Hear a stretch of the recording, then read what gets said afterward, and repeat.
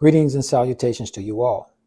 In November of 2023, in the Townhall meetings at the Bussey facility in Elk Grove Village, we were all told that each craft will rebid after the new year due to the employees at the Bussey facility being involuntarily consolidated into one big cluster with the NDC.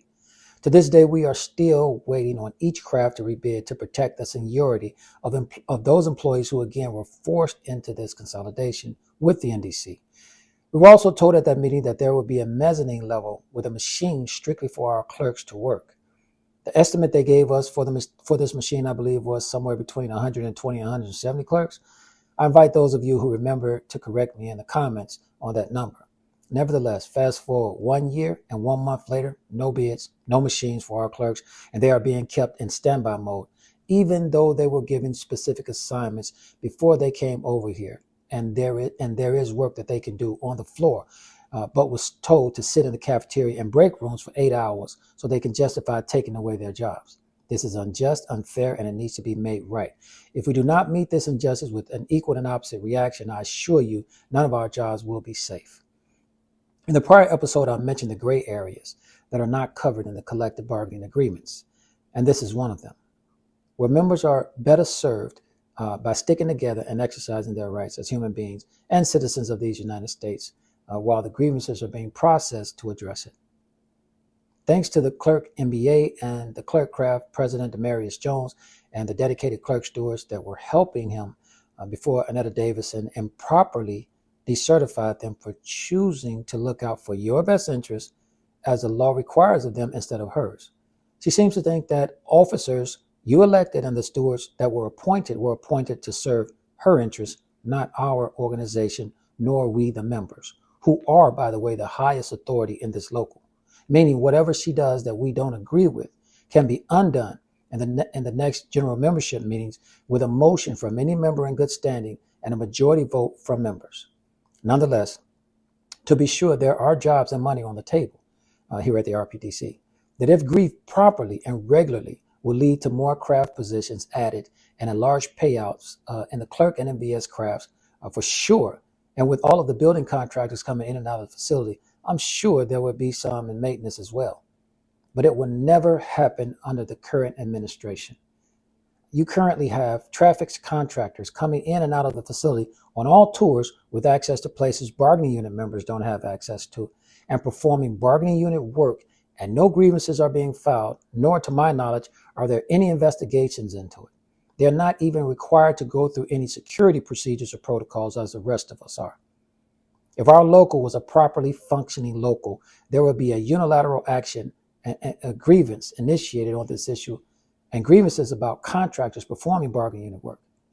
There are MVS positions that should have been moved to the floor that would have provided opportunity for some of our clerks to bid on, and at least 3 positions in the transportation office for level 6 MVS jobs that our TTOs probably would not want.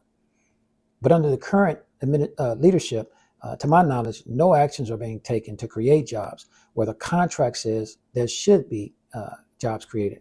I stress to my knowledge, but feel free to question your representatives as to what's being done. Please don't just take their word for it. Ask them to show you the grievances. And that should be no problem, as there would be no personal information included in class action grievances. And if there are, they can redact it and still show it to you. We have driver contractors who are not vetted, and some of whom are more than likely concealing and carrying coming into our facility.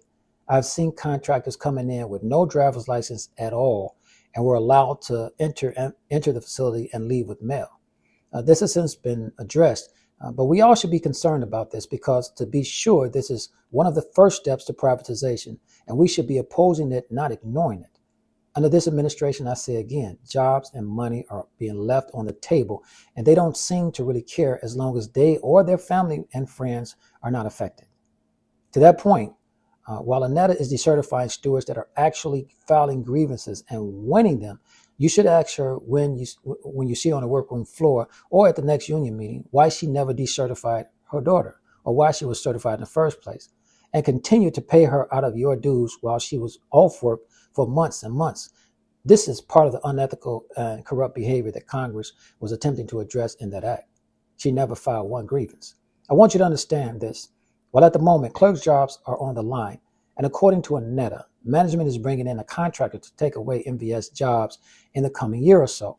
That being said, it's clear that we need more experienced people, not less, while she's weaponizing her office as general president by decertifying qualified stewards and replacing them with new people to be loyal to her with no grievance experience whatsoever and who are not even regular attendees at general membership meetings. This is absolutely an open assault against our members. One of the people she appointed was a steward. As a steward, was voted out of the craft as president for not doing his job.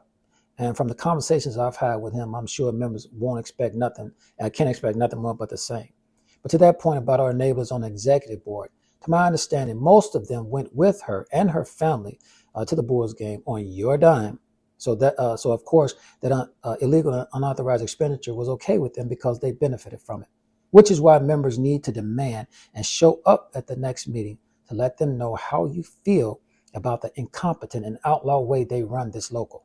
Then demand that the remaining members on the executive board sue them for the damages they caused the local and repay every penny back to the local that wasn't properly authorized, and the salaries of the trustees for the past 2.5 years for not doing their job as auditors. Congress passed along their reasons for establishing this act, which in part reads, A, the Congress finds that in the public interest, it continues to be the responsibility of the federal government to protect employees' rights to organize, choose their own representatives, and bargain collectively, and otherwise engage in concerted activities for their mutual aid or protection. That the relations between employers and labor organizations and the millions of workers they represent have a substantial impact on the commerce of the nation, and that in order to accomplish the objective of a free flow of commerce, it is essential that labor organizations, employers, and their officials adhere to the highest standards of responsibility and ethical conduct in administering the affairs of their organizations, particularly as they affect labor management relations. B, the Congress further finds from recent investigations in the labor and management fields that there have been a number of instances of breach of trust, corruption, disregard of the rights of the individual employees, and other failures to observe high standards of responsibility and ethical conduct, which require further and supplementary legislation that will afford necessary protection of the rights and interests of employees and the public generally as they relate to the activities of labor organizations, employers, labor relation consultants, and their officers and representatives. Lastly, to be sure, affected clerks on standby and all bargaining unit members in the APWU and the mail handlers craft that stand in solidarity with us should be using your social networking platforms to advocate for saving these clerk jobs. Until next Wednesday, peace and solidarity to you and yours.